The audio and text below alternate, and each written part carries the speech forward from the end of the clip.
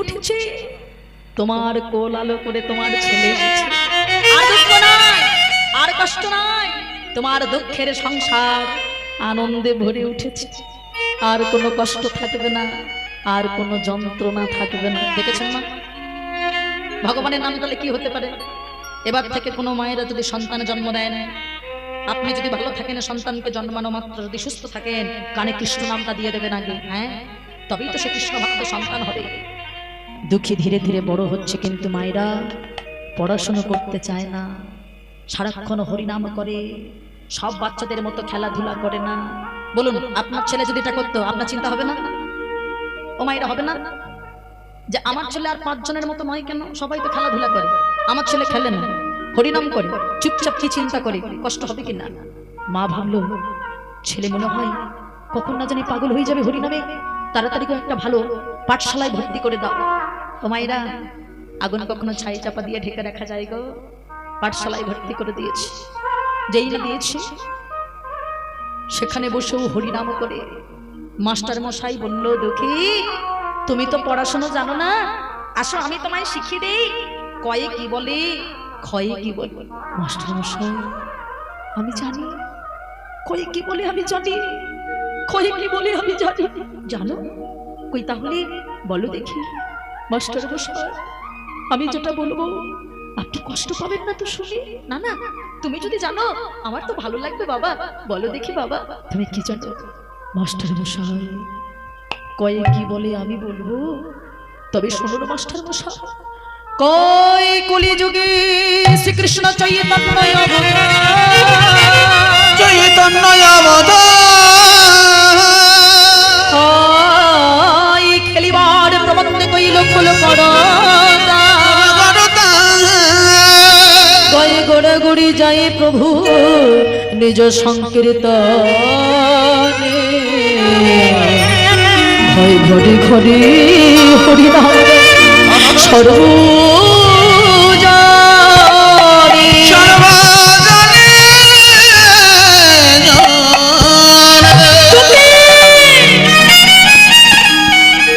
Master মশাই জড়িয়ে ধরেছে। দুঃখী গো, এ তুমি আমায় কি বললে, কি শোনালে? দুঃখী তোমাকে আমি পড়াবো কি করে? তোমার ভিতরে যে অনেক জ্ঞান, অনেকে ভক্তি, আমি তোমায় কি করে পড়াবো বাবা? না, তুমি যে আমার থেকেও জ্ঞানী, তুমি সর্বজ্ঞ, তোমায় আমি পড়াতে পারবো না। দুঃখীর হাতটা ধরে মাস্টার মশাই ফিরে গিয়েছে দুঃখীর বাড়িতে। কৃষ্ণ আমি পড়াতে পারবো না।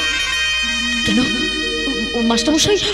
আমার দুঃখী তো ছোট, ও নিশ্চয়ই কোনো অন্যায় করেছে, কোনো না না, ও কথা বলো না গো। তোমার দুঃখীর হৃদয়ে যে শিক্ষা আছে, যে শিক্ষার আলো আছে, তা আমার মধ্যে দাও, আমি ওকে পড়াতে পারবো না। ছোট্ট দুঃখীর পড়া হলো না। মায়েরা আজকাল আমরা শিক্ষিত হই, ঘরে ঘরে বিএ পাস, ঘরে ঘরে এমএ পাস, কিন্তু শিক্ষার আলো কজন প্রকাশ করাতে পারে বাবা? শিক্ষার বিকাশ আমাদের সন্তানদের মধ্যে আর না, তাই তো পিতামাতার চরণে সকাল সন্ধ্যায় এরা প্রণাম করতে জানে না। শিক্ষার আলো সন্তানদের মধ্যে প্রকাশ পায় না বলে তাই তো পিতামাতাকে আজও বৃদ্ধাশ্রমে থাকতে হয় বাবা। শুধু পড়াশোনা শিখেই শিক্ষিত হলে হবে না, শিক্ষার আলো, জ্ঞানের আলো, চেতনার আলোর বিকাশ ঘটাতে হবে। ছোট্ট দুঃখে ধীরে ধীরে ৫ম বৎসর উত্তীর্ণ হয়ে গেছে, ধরেছে। হ্যাঁ, মায়ের পাটা ধরে বলছে, মাগো আমি যেটুকু বুঝেছি, প্রতিদিন পিতার কাছে ভাগবত কথা শুনি, আমি বুঝেছি মা, ঈশ্বর লাভ করা হলো একমাত্র নর জন্মের, মানব জন্মের পরম সার্থকতা। আমি থাকবো না এই মায়ার সংসারে, আমি থাকবো না, আমায় বিদায় দাও, আমি চলে যেতে চাই, আমি এখানে আর থাকবো না। সংসারের মায়ায় থাকলে আমার আর ভগবান ডাক হবে না। মায়েরা দেখেছে সংসারে তো দেখুন না, ঠান্ডা পড়েছে, কত মা ভাবছেন, এখনো কিছু মা আমার কষ্ট করে বসে আছেন কেন জানেন?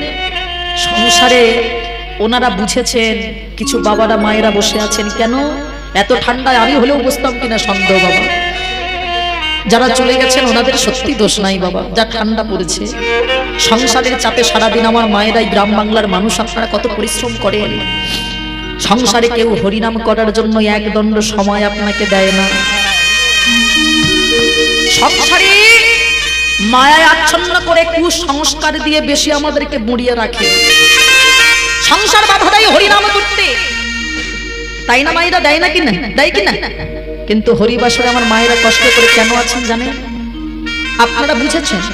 আপনাদের শিক্ষার চেতনার আলোটা বিকাশ ঘটেছে যে সারা জীবন তো ওখানে অনেক করলাম, যেদিন আর শরীরটা পারবে না, কি বাবা সারা জীবন আমরা ইয়াং থাকবো, একদিন শরীর আর দিতে পারবে না, জরায় জরাজীর্ণ হবে, সেদিন কেউ ডেকেও জিজ্ঞাসা করবে না মা তুমি কেমন আছো, বাবা তুমি কেমন আছো। এটাই হলো সংসার।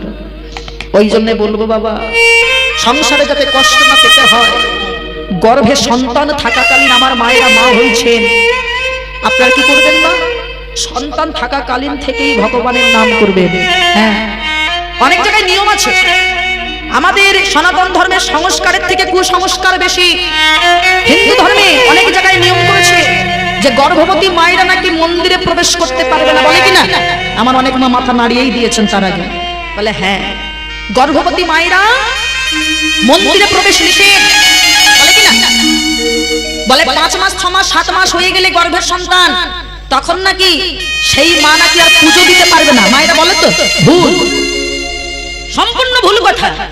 আপনি এটা কোথাও দেখাতে পারবেন না, কোনো শাস্ত্রে নেই। দেখা যিনি বলেন তাদের কাছে বলবেন বইটা খুলে দেখিয়ে দিতে যে কোন জায়গায় লেখা রয়েছে গর্ভবতী মায়েরা ভগবানকে পুজো করতে পারবে না, এটা দেখাতে বলবেন। কোথাও লেখা নেই।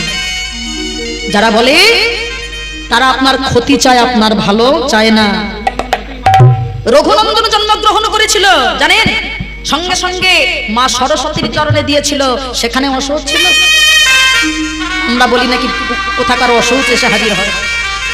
গর্ভে সন্তান থাকাকালীন নাকি যাওয়া যায় না, ভুল কথা শুনে নেন। আমাদের দেশের সংস্কারের থেকে কুসংস্কার অনেক বেশি। ভালো করে শুনুন মা, গর্ভে সন্তান থাকাকালীন যত বেশি ভগবানকে ডাকবেন তাতে আপনারই উপকার হবে। হ্যাঁ, এবার যদি আপনার অসুস্থতা থাকে যে হয়তো অনেকটা সিঁড়ি আপনাকে উপরে উঠে মন্দিরে যেতে হচ্ছে, হয়তো কষ্ট হচ্ছে, ডাক্তার নিষেধ করেছে, সে বিষয়টা আলাদা। কিন্তু ভগবানকে পুজো দেওয়া যাবে না, এটা সম্পূর্ণ ভুল। কেন জানেন? আপনি যদি সদাই সর্বদাই ভগবানকে ডাকেন, আপনার গর্ভের সন্তানটা বসে বসে সেও শুনছে। আপনি সারাক্ষণ ডাক্তার বলে দিয়েছে বেড রেস্ট, তার মানে সারাক্ষণ বেড রেস্ট মানে আর ঠাকুর পুজো দিতে হলো না, খাটে শুয়ে শুয়ে সারাক্ষণ মোবাইল টিপে গেলাম বাবা, ছেলে আমার ওটাই শিখছে। আর ওই জন্য মাকে বাইরে এসে যেই বড় মানুষ হয় বৃদ্ধাশ্রমে পাঠায়। ভাব ভক্তি থাকে না ছেলের ভিতরে, ভালোবাসা থাকে না, ভগবানকে ডাকতে শেখে না। ও মায়েরা মনে করে দেখুন, হিরণ্যকশিপুরের সন্তান প্রহ্লাদ, যিনি কিনা রাক্ষস বংশে, রাক্ষস কুলে জন্ম নিয়েও ভগবানকে পেয়েছিল। কেন জানেন? মা ভালো ছিল তাই। আপনাদের এই জেলার মাটিটা খুব ভালো, তাই ফসল ভালো হয়, তেমন মাটি ভালো, তাই সন্তান ভালো।